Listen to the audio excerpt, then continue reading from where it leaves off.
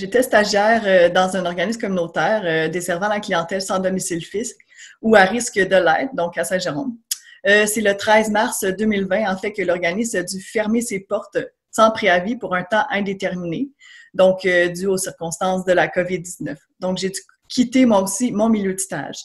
Par chance, je suis encore sur le conseil d'administration de l'organisme. Donc, je suis restée au courant de ce qui a été mis en place pour continuer de servir les jeunes en situation d'itinérance. Sur le fait, les itinérants se sont sentis plutôt déstabilisés par la fermeture de l'organisme.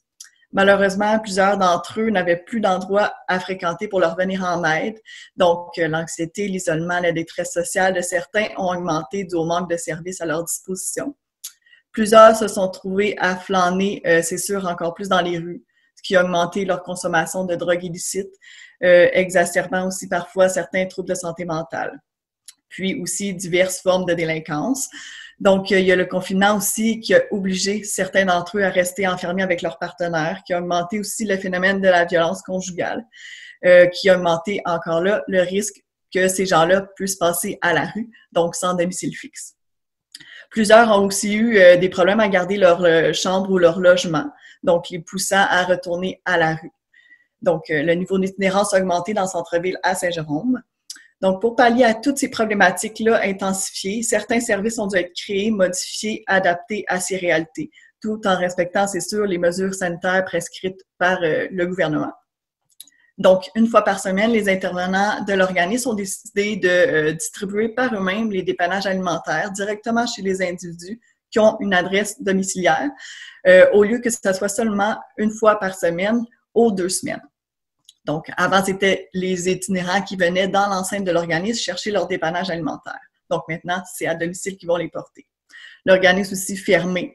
Les intervenants ont dû, ils se sont fait proposer, en fait, d'aller intervenir directement dans la rue, donc à proximité de la clientèle, donc avec le travail de proximité qu'on appelle en travail social. Puis, pour ce qui est de l'aide au logement, il est difficile, malheureusement, d'assurer un suivi convenable dû à la possible transmission du virus qui se fait assez vite et facilement. Donc, la Ville de Saint-Jérôme a décidé de transformer un aréna en refuge d'urgence qui comprend environ 18 places. Les itinérants doivent arriver en soirée. C'est premier arrivé, premier servi. Donc, ils dorment là une nuit, ils déjeunent le lendemain matin sur place, puis ils doivent quitter pour la journée. Tous les soirs, il y a des travailleurs sociaux et travailleurs sociales qui sont là sur place, du 6 des Laurentides, qui doivent malheureusement refuser des places à une grande quantité de gens. Donc, le refuge était supposé prendre fin en juillet, mais dû aux besoins grandissants d'hébergement, le refuge va se poursuivre jusqu'en septembre.